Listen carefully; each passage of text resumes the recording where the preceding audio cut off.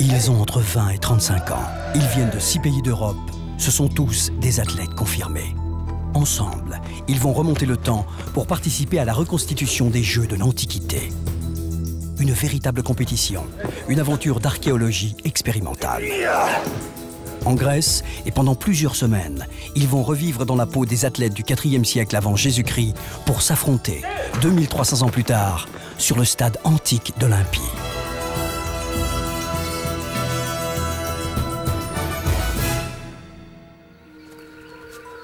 Dès leur sélection, nos athlètes ont tous rêvé de ce jour exceptionnel. De ce jour où ils fouleront le stade d'Olympie. Aujourd'hui, après 10 jours d'entraînement dans les conditions de l'Antiquité, ils sont prêts à vivre ce grand rendez-vous avec l'histoire. 23 siècles avant eux, et tous les 4 ans, toute la Grèce se mobilisait pour venir assister aux Jeux. Pèlerins et spectateurs venus des lointaines provinces du monde hellénique arrivaient sur le site d'Olympie. Du haut de son autel, Zeus, maître des dieux, dominait les hommes qui venaient lui déposer leurs plus belles offrandes et lui offrir leur victoire. C'était le plus grand pèlerinage du monde antique qui célébrait le sport et la religion. Les Jeux étaient une grande fête populaire. Ils s'ouvraient sur les épreuves hippiques. Ces courses de chars à 2 ou 4 chevaux étaient très prisées par un public avide de sensations et de spectacles.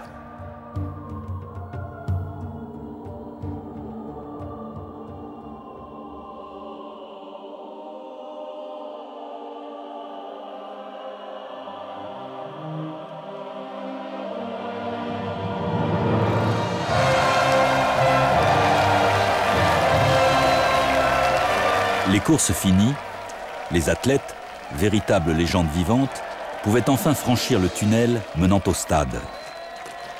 Qu'ils viennent d'Allemagne, d'Espagne, d'Italie, de Suisse ou de France, tous ces sportifs ont imaginé ce jour où ils fouleraient le sable du stade antique. Depuis mon enfance, je disais, j'irai aux Jeux Olympiques. J'irai quoi qu'il arrive.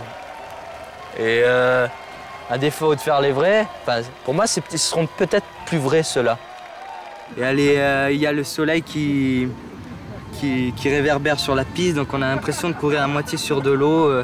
C'est magique, je comprends que les Grecs aient fait un stade comme ça, parce que ça s'est ouvert vers le ciel, et ça donne un côté très spirituel à la course, quoi. Vraiment quelque chose qui est vraiment tourné vers ça.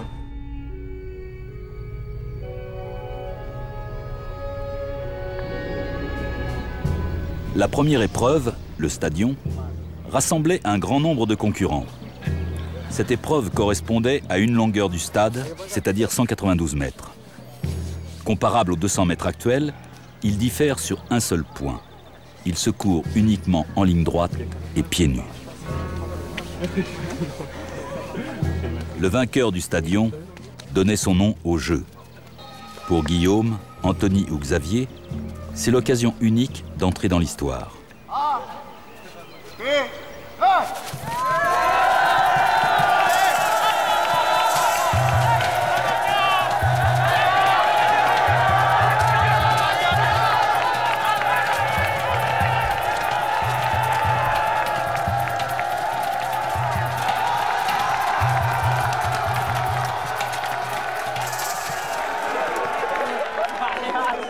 Depuis 1600 ans, personne n'avait couru sur cette piste.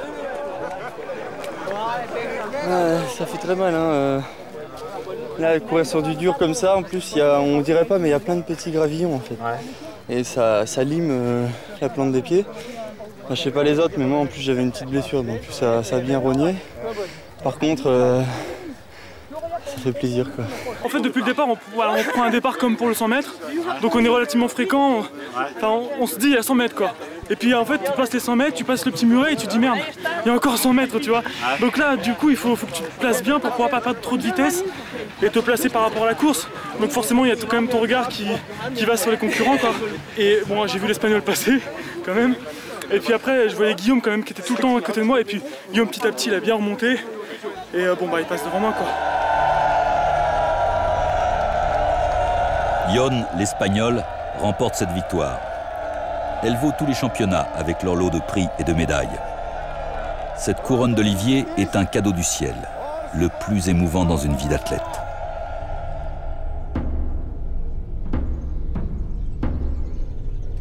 Sans la lutte, les Jeux auraient été incomplets, tant elle était l'incarnation même de l'éducation des Grecs. Le tirage au sort désigne les adversaires qui vont se rencontrer dans ce tournoi à élimination directe. Les règles de la lutte antique sont simples. Le premier qui aura renversé son adversaire 3 fois vaincra. Detlef est le favori de ce tournoi. Il n'espère qu'une chose, retrouver en finale Richard ou Arthur, ses amis lutteurs allemands. Il faut que j'arrive à tenir malgré mon grand âge. La compétition doit se dérouler sur une journée et les combats ne doivent pas durer trop longtemps. Pour arriver en finale, il faut gagner 3 combats et ça va être vraiment dur, vraiment difficile. Richard, 128 kilos, a l'avantage du poids sur son adversaire Théophanis. Mais le Grec est plus technique. Le plus rapide et le plus mobile sera le vainqueur. Une simple poussée peut suffire à mettre un genou à terre et marquer un point.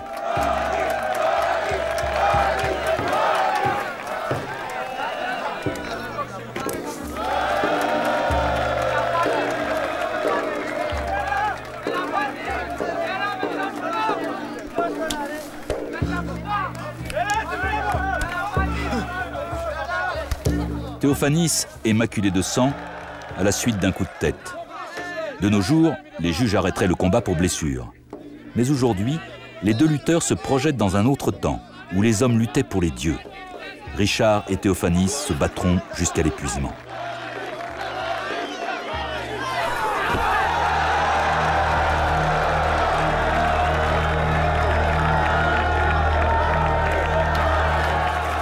Richard est battu par 3 victoires à 2.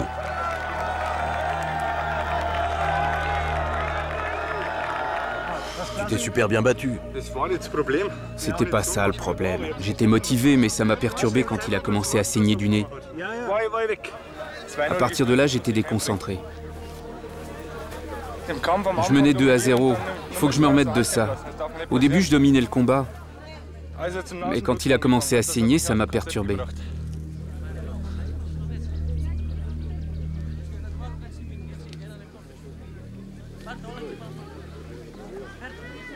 Je veux plus jamais vivre ça.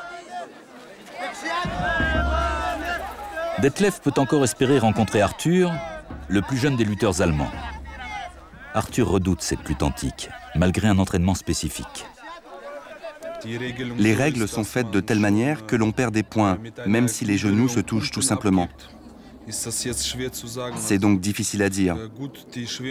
Enfin bon, les garçons plus lourds sont avantagés. Mais il faut aussi respecter les plus légers. Ils sont plus rapides et peuvent nous surprendre par une attaque éclair. Son adversaire, Stéphanos, est grec. Les 2 hommes sont de la même stature. Comme dans l'Antiquité, ils commencent par s'agripper avec une garde haute où les bras viennent s'enrouler derrière la tête et rendre l'autre plus vulnérable aux attaques.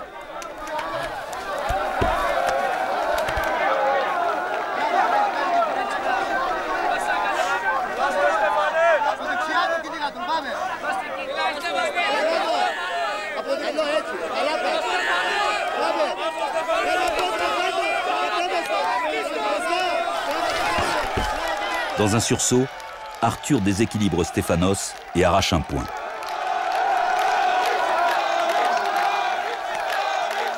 Très vite, le Grec reprend le combat à son compte et fait basculer Arthur sur le dos.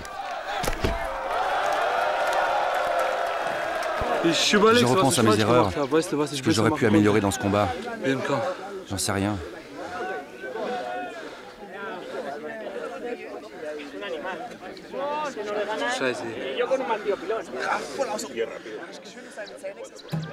Detlef est maintenant en finale contre Stéphanos.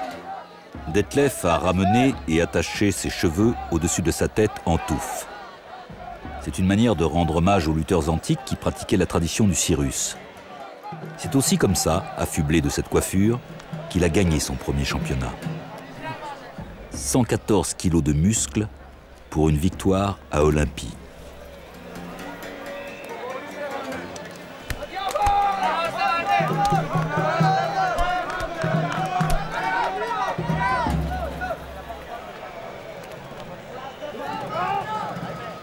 Detlef est pressé.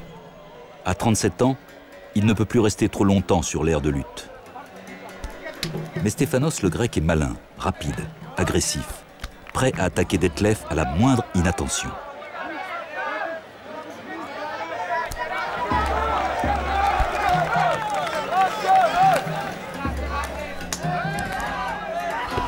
Un genou à terre suffit à marquer un point. Stéphanos réduit l'écart en montrant au lutteur allemand qu'un petit gabarit peut avoir ses chances. Detlef n'est plus qu'à 1 point de la victoire.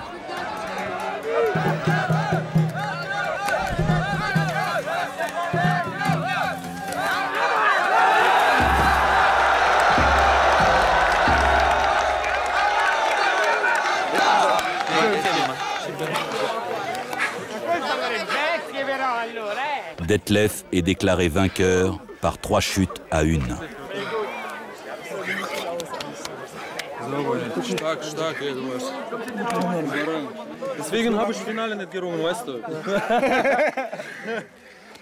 J'en rêvais. Quand j'ai gagné mon premier titre de champion d'Allemagne à 13 ans, j'ai donné une interview. On m'a demandé quelles étaient mes plus grandes ambitions sportives. Et j'ai répondu qu'un jour, je voulais être champion du monde et participer aux Jeux Olympiques. Et ça se réalise. En plus, je suis champion d'Olympie. Je suis un homme heureux.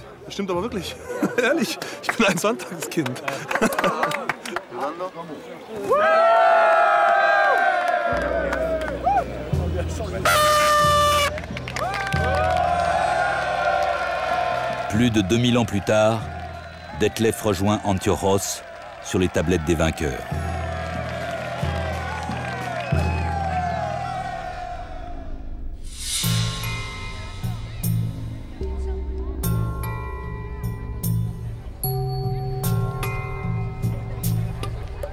Huit longueurs de stade, soit environ 1600 mètres, à parcourir pieds nus, comme les coureurs de fond de l'Antiquité.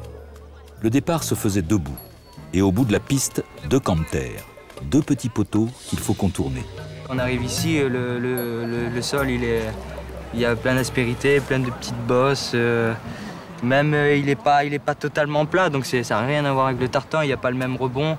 Et il est assez dur le sol, donc c'est vrai qu'on appréhende tous un petit peu ce moment-là parce que c'est le côté décisif de la compétition. Comment chacun va réagir à courir pieds nus parce qu'on n'a vraiment pas l'habitude. Courir pieds nus et ne pas perdre trop de temps autour du poteau. Enfin, je crois que là j'aurais des grands problèmes, je pense. Et on perd aussi de la force, je dois ralentir, accélérer.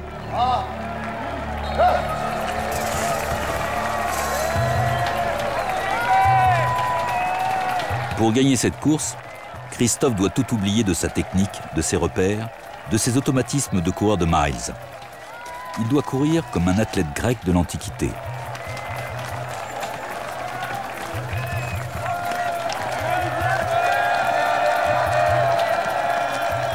Au bout de la ligne droite, ce piquet qu'il doit esquiver. Un virage devenu un obstacle et que chacun essaie d'effacer le mieux possible. Pendant 10 jours, tous les coureurs ont cherché une solution.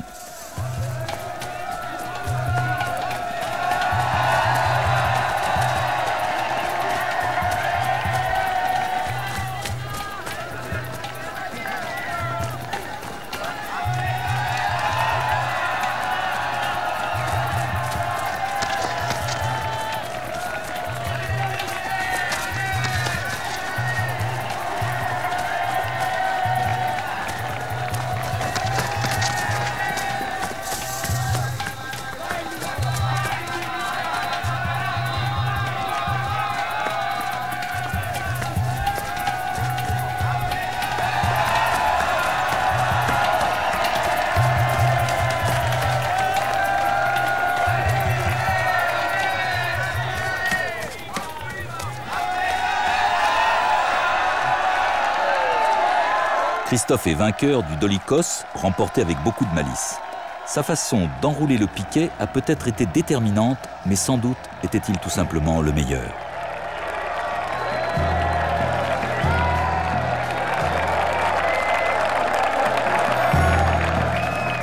Je voulais gagner. Bon, les tournants, oui, j'avais pas tellement le temps de l'expérimenter parce que bon, les autres auraient su la tactique pour faire le tournant un peu à l'envers, mais je pense que c'était pas trop mal. Maintenant, si c'est mieux, c'est aux spécialistes biomécaniques à faire des recherches si c'est mieux ou si c'est pas mieux, mais je pense que c'était bien. J'ai essayé, disons, les premiers 800 d'être derrière quelqu'un pour que la tête ne se fatigue pas, disons, pas être le premier depuis le début. Et puis comme ça, la tête était fraîche pour la deuxième partie et puis là, je pouvais y aller. Je suis champion d'Olympie, pas olympique, mais de Olympie. Ouais.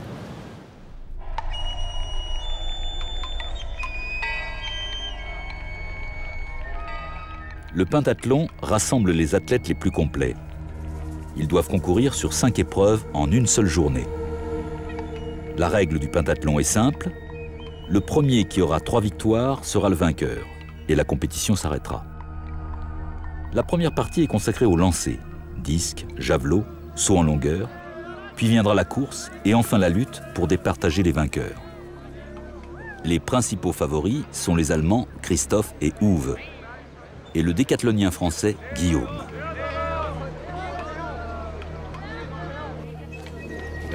Oui, je pense que je ressemble plus à Guillaume. Il n'y a pas de discipline où il est vraiment fort. En saut en longueur, il n'est pas mauvais, mais il est plutôt genre équilibré comme moi. Et je pense que je marche plus sur ses traces à lui.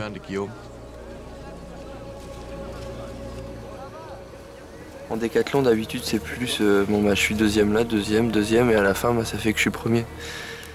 Et là, bon, il va falloir faire premier. Hein.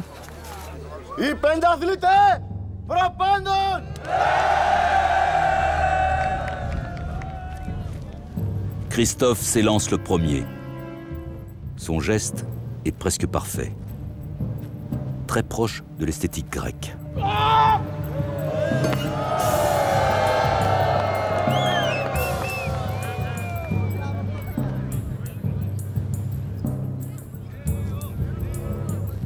Guillaume le Français a l'envergure des grands oiseaux. Sa technique est moins précise, mais sa puissance lui donne une marge de sécurité.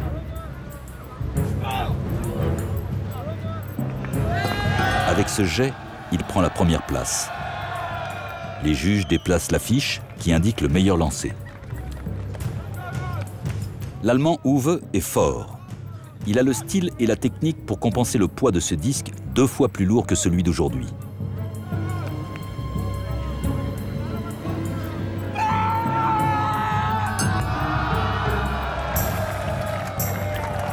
Mais il ne parvient pas à égaler Guillaume, qui remporte cette première épreuve.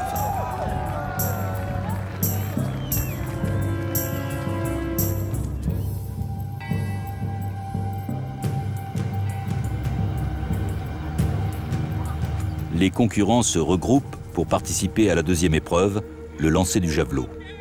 La plus technique, la plus sophistiquée, parce qu'elle fait appel à un savoir oublié. Pendant 10 jours, les athlètes ont tenté de maîtriser la technique du javelot antique. Chacun a essayé de trouver le point d'équilibre du propulseur, cette lanière de cuir enroulée autour du javelot. Christophe est le favori. Il veut démontrer qu'il possède la meilleure technique. Uwe prend très vite la tête du concours.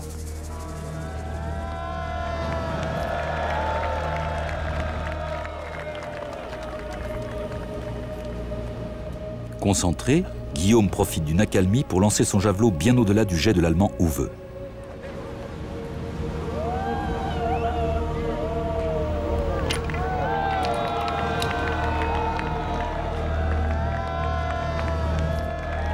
Le vent souffle en bourrasque. À son deuxième essai, Christophe ne peut faire mieux que Guillaume. Il laisse passer sa chance de gagner ce concours qui lui était promis.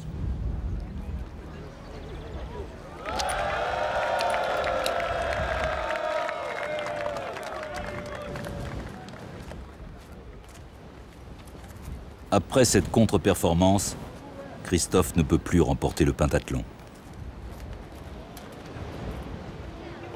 J'ai essayé de lancer différemment pour pouvoir éventuellement profiter du vent, d'après l'expérience que j'ai avec les javelots modernes. Mais ce n'est pas possible avec le javelot antique. Il y avait un vent très fort, les javelots étaient vraiment mauvais. Et peut-être, effectivement, j'ai lancé un peu fort pour ces javelots-là, je n'en sais rien. Le vent s'est levé juste au moment où on a commencé à lancer.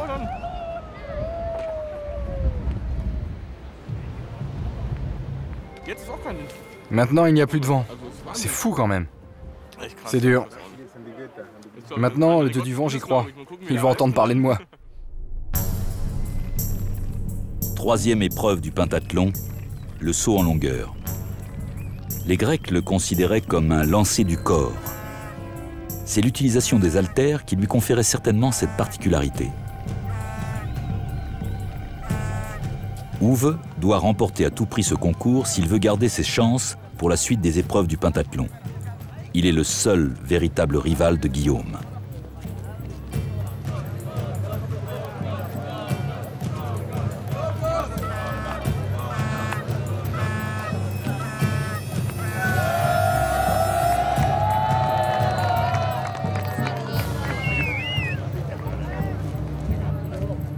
À l'entraînement, Guillaume a fait une forte impression. Un seul bond peut lui permettre de triompher dans ce pentathlon d'un autre temps.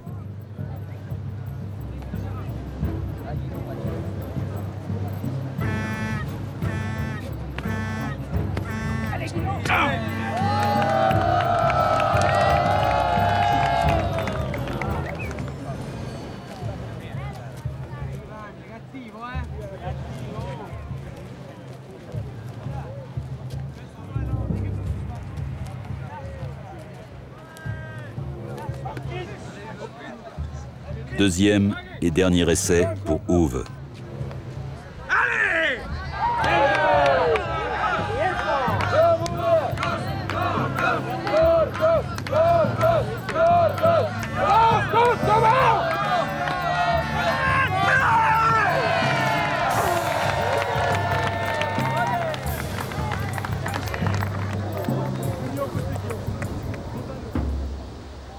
Pour Guillaume, les choses sont simples. S'il dépasse la marque des juges, il remportera le pentathlon.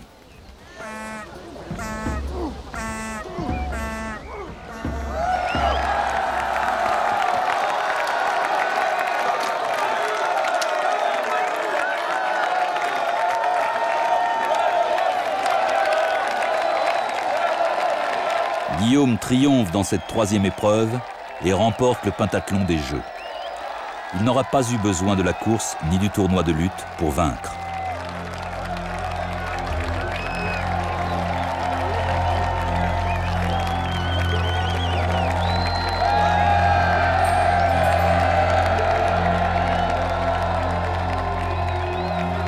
Ça fait 1600 ans qu'il n'y a pas eu de champion d'Olympie et je trouve ça fabuleux. Ça a été 10 jours d'entraînement qui ont précédé une grande compétition, donc ça a été une suite d'émotions. Autant dans mon championnat de France, je suis tout seul, je suis vers ma victoire. Là, j'ai suivi la victoire de tout le monde et j'ai vraiment adoré ça.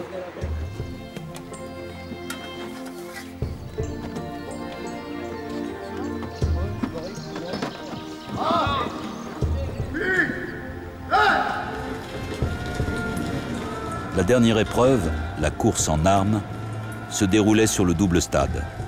Elle symbolisait la fin de la trêve. C'est la course la plus insolite pour nos athlètes.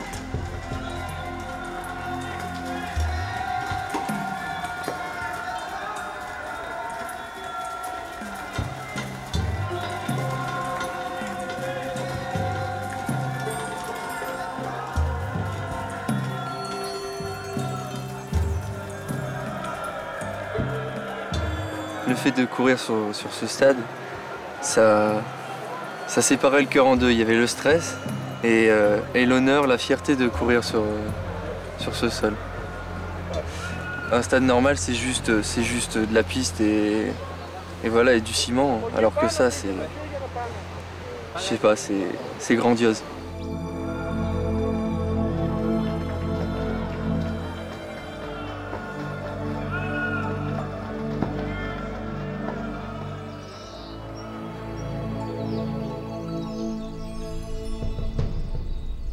L'aventure s'achève pour nos athlètes.